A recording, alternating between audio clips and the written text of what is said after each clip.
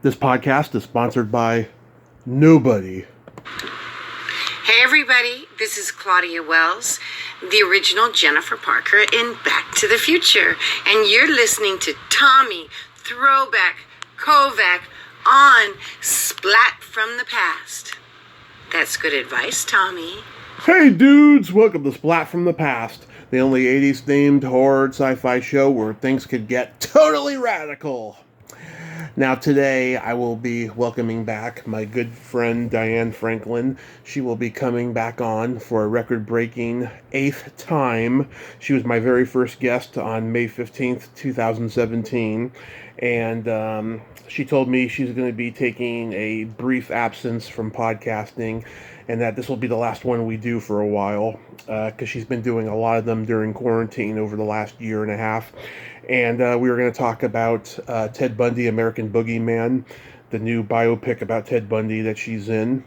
And I'm going to ask her about the Skin documentary that came out not too long ago. I saw her in it. She did a princess project with Kimberly Cates, her former, co-star of Bill and Ted's Excellent Adventure, The Two Princesses. I want to see how far along she is with her book about Better Off Dead. And lots of stuff like that. I love talking to Diane. She is the best. God broke the mold when he made Diane Franklin. She is excellent. So yeah, here is my new interview with Diane Franklin.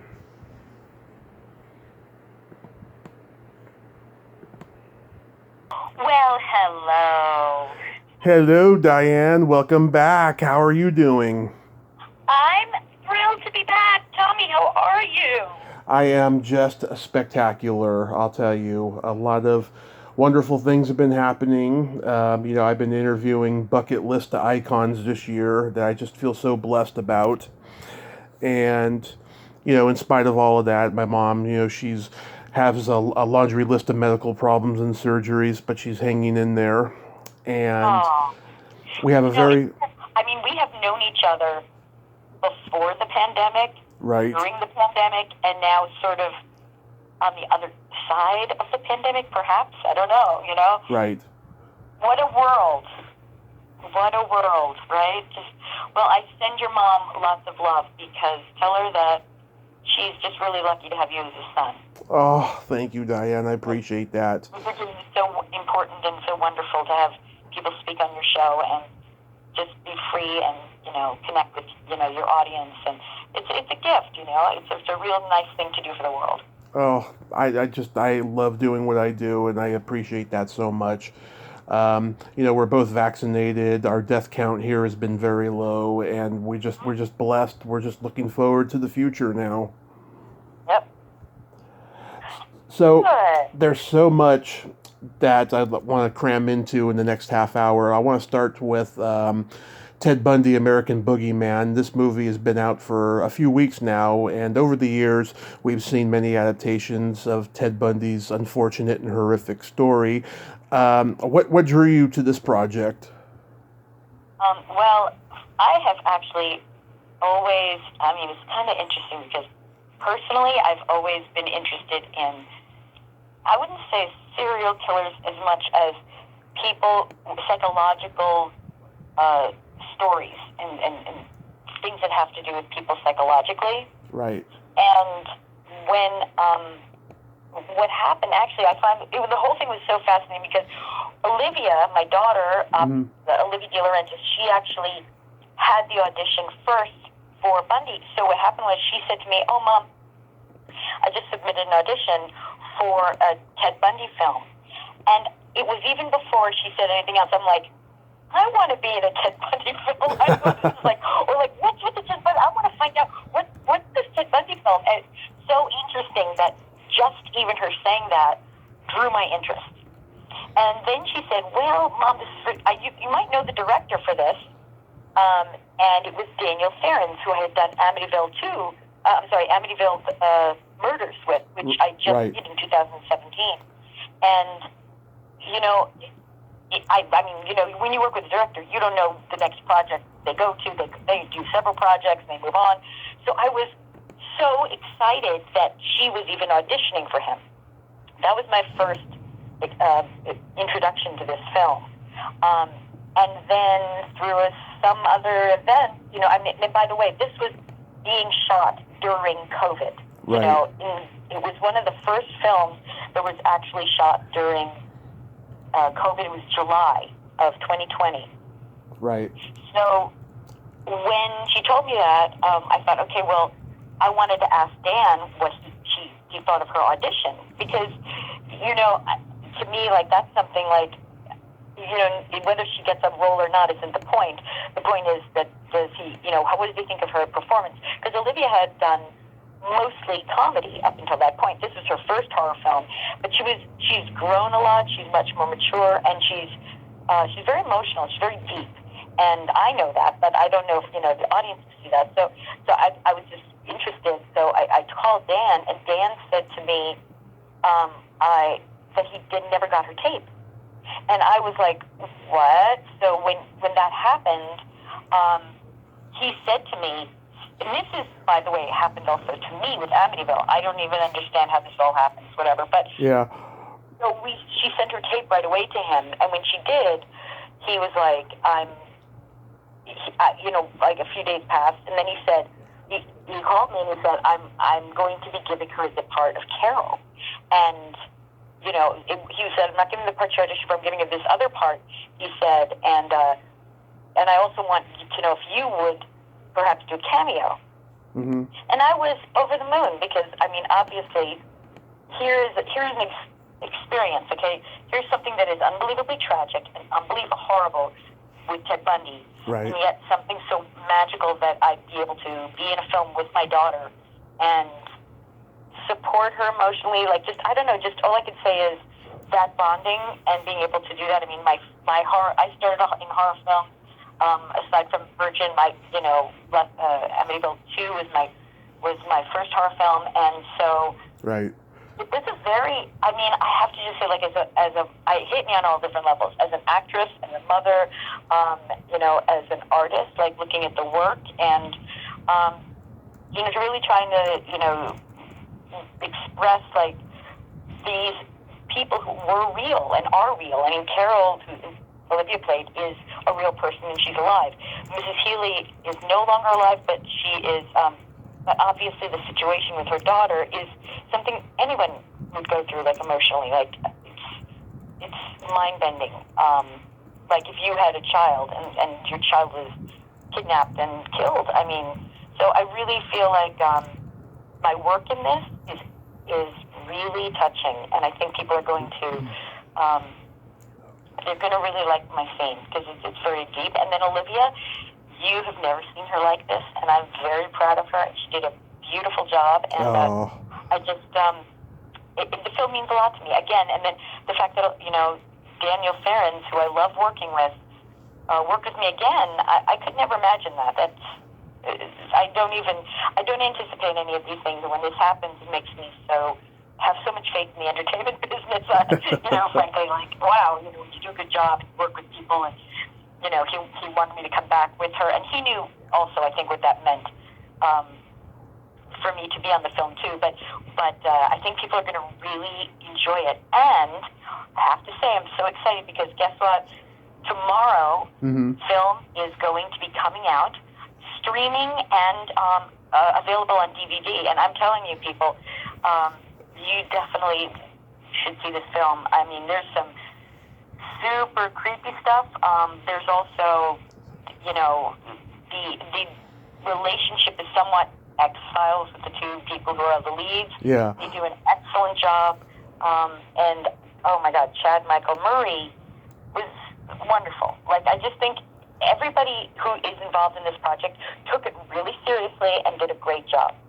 And I think I'm noticing, and I'm hoping people can see this, Daniel Ferens, who's the writer-director of these projects, no one's ever done this where they've taken a real-life situation that's been very gruesome, and made it into a narrative, and trying to say, okay, well, let's re-examine this from a different perspective, and let's look at it, and have empathy for the victims, and it's just his whole mode of these films. I feel like they're going to become cult classics, because they're going to be. No one's done something like this. And he goes from from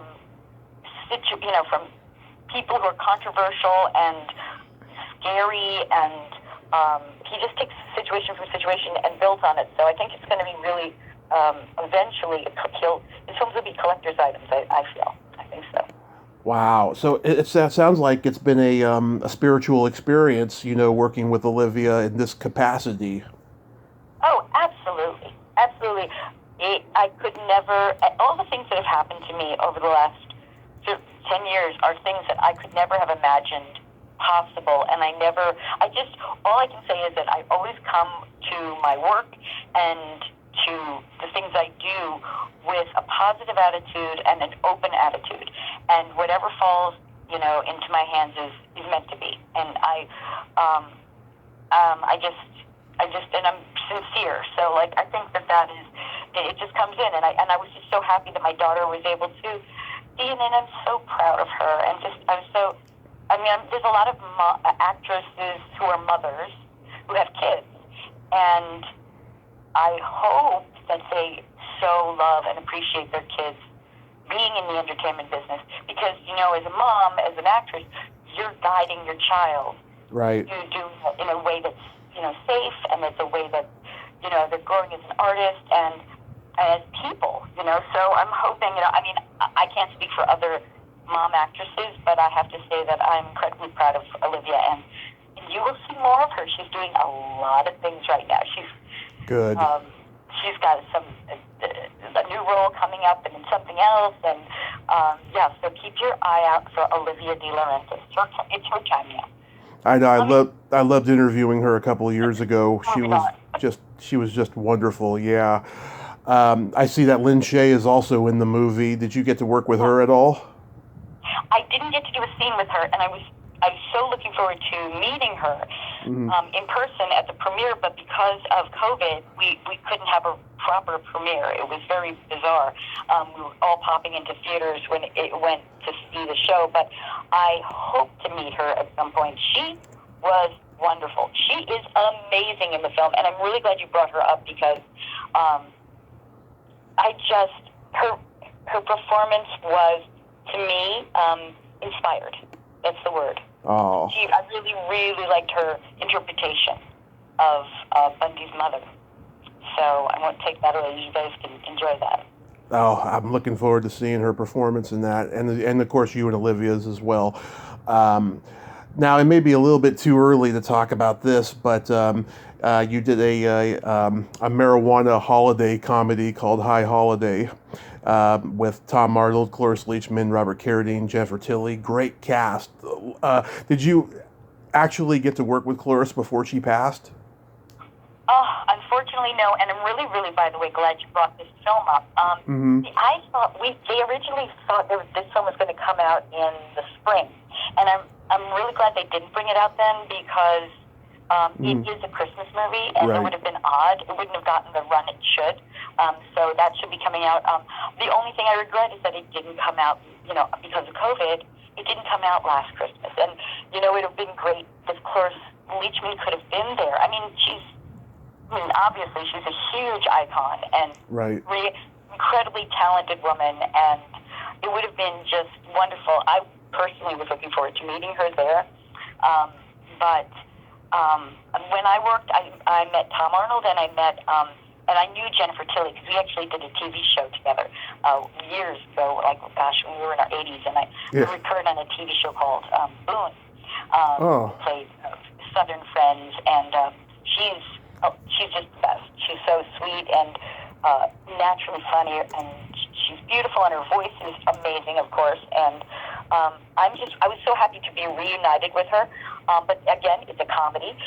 You'll see me in the first scene, but I'm not in the scenes with Jennifer and Tom. So I'm looking forward to seeing the film myself. Yeah, we'll see how it comes off. But it's a hilarious idea. Yeah. Are you a fan of marijuana? Oh, you know what? That is a great question. I actually have never done it. Really? Is that crazy? I'm not a drug person. I have no issues with it. But my problem is I have really bad sinuses. So I've never been a smoker. I guess you could do an edible too, but I've never been into that. I'll have a drink, but I'm not a marijuana person. Isn't that funny? So but the funny part is my character is somebody who's not a marijuana person either, so that's kind of funny. But I don't judge people on it. I just think it's ironic. It's just kind of just who I am, so it's kind of funny. Yeah, I love marijuana. In fact, I interviewed Tommy Chong earlier this year. That was so surreal for me. How was that? That must have been hilarious. Oh, my God. Oh, yeah, he did all the talking, He told me one story after another. He's a guy who operates at his own frequency, so... that's so funny. That's great. That is great. Yeah, it was... It was better to have good stories in that area. Yeah, he was I love stories. I do love... I love the whole, I don't know, just everything about the idea of marijuana is very funny. And, I don't know, I enjoyed, I think this movie is going to be just really hilarious based on that. Yeah, I can't do edibles. Once I take an edible, I am done for the night. I heard edibles are very, people can go to the hospital if they take them now. I don't know, we had, I knew some, a neighbor, they took it, and the ambulance came, and I was like, what is happening? So, I don't know what they put in the edibles now, but be careful, people. Yeah. What's the one you did with David Naughton? Oh, yes. Waking Nightmare. Waking Nightmare. To come out also, I think that's going to come out in film festival. And I got to tell you something. I think I did, again, some of the best work I've ever done. People are going to flip out when they see me in this role. And this was done years ago. I'm going to say 2016 or 15, maybe. Yeah, something like that. But so I look a lot younger. But, oh my gosh, the role. It's delicious. You know how people like Summer Girl? It's kind of like Summer Girl. Yeah. Yeah, so it's like Summer Girl, but for an older generation? Yeah. Right, and the story is about, actually, I play a mom that, my daughter commits murders in her sleep. So that's why it's called Waking Nightmare, because everything happens, her nightmares are, horrible. And so that's a real horror film, and it's really gritty, and it's good. So I recommend that as well. Oh, that's awesome. I'll check that out. I saw the Skin documentary you were interviewed for. Oh, you did. Thank you for saying that. Yes. That was a really interesting thing because they approached me and they asked me if I would be in it. Right. And I said, I really want to be in it because I want to talk about my perspective and my point of view from me directly, because I think sometimes when people, when you hear about nudity, it's everybody else has an opinion. And when you hear how a person who's experienced that talks about it, that's the closest to the source. And I thought it was really important, especially, right now with hashtag Me Too. Right. It was important for me to be able to say where I was coming from with it. I think it's a fascinating, I don't know what you thought, but I thought it was a really fascinating and interesting documentary, not just because of the nudity. I have to tell you, by the end of watching that movie, you don't even want to see any more nude people. You really, I don't know about you, but I was like, oh, okay, I'm done with this. I had no problem with that. I will tell you this, though. I thought it was a little one-sided. I think that they should have interviewed more people who love being naked on film, because I just think that everyone came off like a victim, and they didn't show it from the other side of the coin. Yeah, but maybe that's because of where, I think that was another part of it was, and I don't know what the deal is. I know they interviewed a lot of people. There were a lot of actors who didn't even make it in. But I think that perhaps because of the hashtag Me Too, they needed to go more in that direction. And also, I think because that side of the story was not told previously, or even to balance out the documentary. Because if they had said, well, yeah, I love taking my clothes off, I'm into this, that might have made it difficult for them to get it sold. I don't know. Yeah. I'm not a producer. But hey, I have a question. Did you, have you heard of Clay Zombies? That name sounds familiar, yes. Okay, I have to also tell you about another project that's coming out. I think it's going to be out October. Okay. A movie called Clay Zombies that I did. And this was a project I did at the beginning of COVID, even before Ted Bundy. A filmmaker contacted me and he told me he's doing this movie and he wanted to know if I would do sort of a cameo, kind of a recurring cameo within the film. Right. And when he said to me that it was called Clay Zombies, I was like, I am in. I am so in. Yeah. On my bucket list, I've always wanted to do a zombie movie. And the thought of Clay Zombies was hilarious to me. So I did the scenes for this guy, and I sent it in. His name was Jake Jolly, beautiful name, director, writer. And he had done a short of the film, but now he was doing a feature. So this is going to come out, and there's going to be a cool surprise that is going to happen probably in the next couple of weeks before the film comes out. So people need to connect with me on social media, and when the surprise happens, I will put it on my website. So there's something very cool and that I did that is very funny, and it's just going to be really fun. So there you go, another fun experience with me. Oh, I love it. I love zombie movies. I'm a huge zombies fan. It's so funny. Yeah. Really. So tell me about the you did that princess project with Kimberly. Yes. Oh my goodness. Yes. There's so much going on. All right. So Kimberly and I, after Bill and Ted Faced Music, we came together, and obviously, that experience that with Bill and Ted Faced Music was very difficult for us. We really thought we would had at least a chance to be in it. Yeah. They didn't go for us. We made it very easy for them to work with us. That was very hurtful because it brought back all the other bogus adventure as well, which we thought we were going to be as well. We auditioned for our own parts in that. Anyway, we came together and we thought, well, from this negative feeling, what can we bring that's a positive thing? And from that, we decided to form a company where we are promoting the idea of empowerment as princesses. And so Kimberly was, she had thought about it for a while. She's a producer. She actually does more of the business aspect of it, but she decided that we were going to do something called the Princess Network. So right now, people are going probably, what is that? But essentially, it is right now, you can go to the website. It's theprincess.network. Right. And go there. I think that's it. The Princess. Well, anyway, I'm not the business person. But anyway, if you go there, on the website, you will see what the network is, which is there's going to be, there's obviously, shopping, and then you can buy, crowns, and you can buy things that are princess-looking items. There'll be clothes there.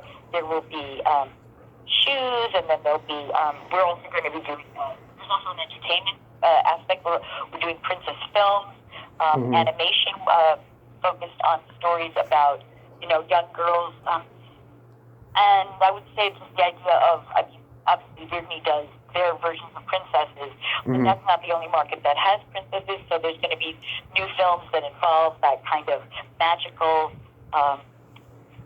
kings, queens kind of a feeling, but also, today's princesses. And then there's also, we're doing travel. There may be traveling to castles and doing that sort of thing. So, you might be able to get a vacation and live in a castle. And so we're working on a lot of different ideas. But it really is based on us being the princesses and bonding with that, and also finding strength to move on and, create our own thing from the unfortunate situation that we experienced. So, something positive. Oh, I like that. Yeah. Jill Sholin was doing a similar project with Judy Aronson, Betsy Russell, and Suzanne Snyder. They were doing this, like, 80s Scream Queen reality show that was going to be on the web. I don't know if it ever did, but they were telling, but Jill was telling me about it a couple of years ago. Oh, yeah, wait, was that something to do with cooking?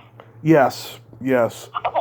I remember she even asked me to be on it, and then I never heard of it. But I never heard from it. But it sounded like a great idea. It was like cooking with Screen Queens or something. I don't know. I forgot the title, but I love Jill and Suzanne. I know them, and Betsy. We're all friends. We all know each other. So I'm glad they went ahead and moved forward with that. So I hope they do something. Yeah, they're great ladies. How's your Better Off Dead book coming along? It is coming along, but it is very hard because there's so much I have to do right now. There's so many things. I'm supposed to go to a convention in Florida. Oh, yeah. In October. Phantasm in Orlando. Also supposed to go to 80s in the Sand. People don't even realize this. I'm actually... I've had so much going on. I haven't even had a chance to announce it, but I'll be going to 80s in the Sand in Mexico. Oh, yeah. October.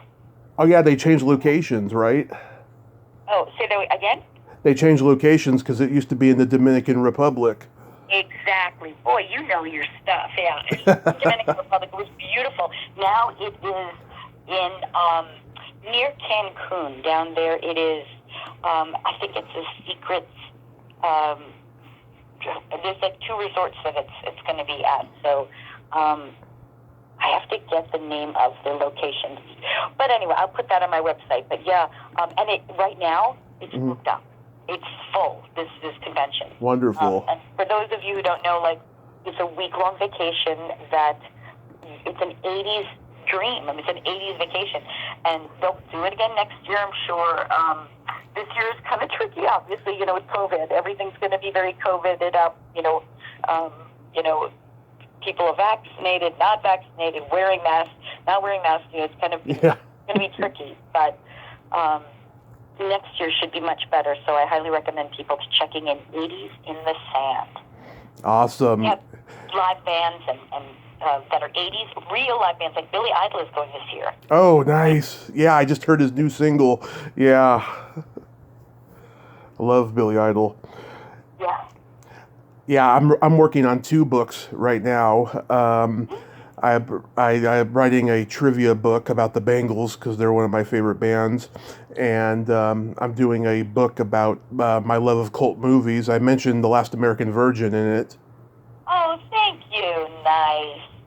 Yes. So, well, just to let you know, my Better Off Dead book, I'm planning to have it released on my birthday in February. So I have to get it out by then. So it is coming along. But there is a lot I have to do. So, but I'm so excited. People who love Better Off Dead are going to go crazy. They're going to lose it. It's so exciting. Yeah, I'm looking forward to getting that book. It's going to be awesome. Aw. So wait, so tell me, so you're, that's great that you're going to maybe put Virgin in there, and what a fun idea that you were inspired by all the people you're interviewing and all the films. It was that, and I feel like I need to let the world know a little bit more about me and my fandom for movies and just how much movies mean to me. I go into very personal details about when I first saw them, where I was at that point in time. I did a lot of crying. That's a nice idea. I did a lot of crying during them, so I've been taking a break writing the book because I just don't want to cry anymore. But I will go back to it, and I'm going to keep writing it because I like what I have so far, But with Virgin, I tell the story about when me and my friends, reenacted the dick measuring scene, and all that. That's great. Can I just say something? Go ahead. I've heard other people do that as well, which is so funny. There are guys out there who have told me that they have reenacted scenes in the film. Yeah. With their, friends or whatever. It's so funny, how that is so deep. It gets so deep. It's a guy thing. Yeah, it's a guy thing. That's all I could say. So next May is my 5-year anniversary of the podcast, and you were my very first guest, and I want to ask you this now because your schedule is so busy, and you told me you're gonna not do podcasts for a while. What is it about me that you like as an interviewer that has made you come back again and again? Oh, well, first of all, I have to say it is your love of film and love of the 80s and your knowledge about that era. I think that is really important for me from a podcaster, that they know and they personally love the era. And you always are very professional and respectful. And you always ask very interesting questions. And you're also funny. So I have to say that there's so many things I've always enjoyed being interviewed by you. And again, and also, like, you've asked me to come back so many times. I have to say that I always thought, well, wait, didn't I, why would you want to ask me something? Because maybe, is it that interesting? I mean, there's so many other people to be asking. But it made me think, okay, well, what else can I say? And it's been an honor that I've been an interest of yours throughout the years. Oh yeah, I mean, I just love talking to you. You're a great conversationalist, and while you are a professional too, but you also make it fun, and that's what I love about talking to you. How much have I improved as an interviewer? Because I think I'm better now than I was 4 years ago. I went back and listened to a couple shows, and I was cringing the entire time. Oh my goodness, I think that is so funny. Because obviously when you start doing something, yeah, feeling it out, But then there's a beautiful innocence to that too, Mm-hmm. That's what I'm saying. Like, if you're watching old things, you go, oh, you might cringe, but at the same time, there was an innocence that you didn't know. Let's face it, when you started podcasting, podcasting really wasn't a thing. People, I mean, now almost everybody does a podcast. Like, so many people do podcasts. Right. Back then, not that many people did it as compared to today. So I think you need to just look at it and and go, you're just part of the growing world. And I think you've gotten much better, but I didn't think you were bad when we started. I thought you were totally fun and fine. And I think maybe I think as you've done it over the years, you probably, what I would say, refined what you wanted to know from your guests more, and also perhaps, decided what kind of audience you want, by the way you interview. So, because people who interview and do podcasts are, they're speaking to an audience. Mm-hmm. And they're speaking to the people that they want to talk to. So as the years go by, I think you refine the people that you want to talk to, or the people you have things in common with. So I think that you're great, and I think you just found. Hopefully, you've got a nice following of people that are really just cool people. It's growing more and more, and I'm just so blessed with it. Yes, I'm not as nervous as I was, the first time I talked with you. And the last time I was truly nervous talking to somebody was probably Tommy Chong back in March. Other than that, I'm just a lot more confident than I used to be. I think it also too because I started drinking coffee. I think that's really helped my confidence. The caffeine. That's very good. Yeah. So. I love coffee, but it is kind of funny because it's like a drug. You gotta watch. It's funny. You ask me if I, do marijuana. Like, no, I don't go down. But but coffee is my drug. I go up. Not when I'm working, but when I, when I'm just hanging out. Yeah, that's a very funny comparison. Exactly. So October 1st to the 3rd, you'll be at Phantasm in Orlando, and then don't you have a Scares That Care at St. Jude's Hospital things you're doing? Oh my goodness, boy, I'm glad you brought that up. Okay, so amidst all this is going on, right? On I think it's October 16th. Yes. I am being given a Lifetime Achievement Award. Oh.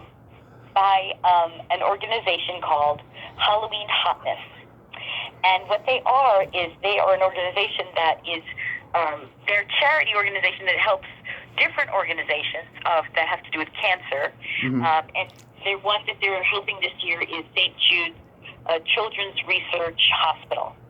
And so I am so honored because this is, I mean, what a lovely thing to do, you know, to have this award given in honor of this charity. And I love this charity. I think it's, it's a great cause. So I'm really excited. And what they said was they want me to, they're going to do it at, now this is the best part, the award will be given to me at Madame Tussauds, which is a wax museum in Hollywood, on Hollywood Boulevard. It is the center of, it's next to Grumman's Chinese Theater. Yeah. And in the museum, there's like 3 floors of wax figures, and we're going to be having the event upstairs, and then outside, it's going to be, there's going to be like outside, you can walk around and have beverages and drinks or whatever. You're like, going around, and then you can go inside. The event will be inside the museum, and I just think that is so much fun. So I'm trying to encourage people to come because it's a once-in-a-lifetime event, and as frankly, for me to get a Lifetime Achievement Award, I've never gotten an award. So this is my first actual award, so I'm very happy and excited to be given something so lovely and to go down memory lane, and it's just, I just was very honored. So I'm really happy and excited, and I hope people will buy tickets. I don't think it's expensive. It's just, you buy tickets. You can also donate if you can't go, but you want to support the event. It's really kind of, even like, $5, $10, just support the charity. I think we really need a lot of love right now in the world and help, and so if it's possible and you can spare your $2, that would be very nice. And give it to the HalloweenHotness.com. So, but anyway, so that's what's going on there. I'll definitely donate because I'm going to LA the weekend before, so I'm going to miss the event. But I will definitely donate. You would love it. You would love it. Also, there's going to be like a red carpet and photographers and press, and Olivia will be there. She's going to actually give me the award. She's supposedly they're letting her do the speech before, so that will be very exciting. Very, very fun. There's going to be lots of people, musicians, actors, dancers, like all different kinds of models. There's going to be all different kinds of people at this event as well. Diane, I love you. Thank you so much for being supportive of me through the years, and I hope you have a lot of fun with all the events and everything you've got coming up, and please stay safe and be excellent. You know what? I feel excellent because you are so wonderful, and thank you. Thank you for 8 episodes, and I was your very first. So thank you, Tommy. You're lovely, and I so appreciate our time together. And you never know in life what happens. I just really want to say thank you for having me as a guest. So, I'm really, really, really happy that we became friends. Okay. Friends. Yeah. My pleasure, Diane. Okay. Have a great night. All right. Okay. Thank you. All right. Okay. All right. Bye-bye. Bye-bye. Well, there you have it. Diane Franklin. Like I said it before, I'll say it again. God broke the mold when he made Diane Franklin. Friends. Well, until next time, this is Tommy Throwback Kovac saying there's no shame in living in the past because the present sucks. Later, dudes. Oui, monsieur.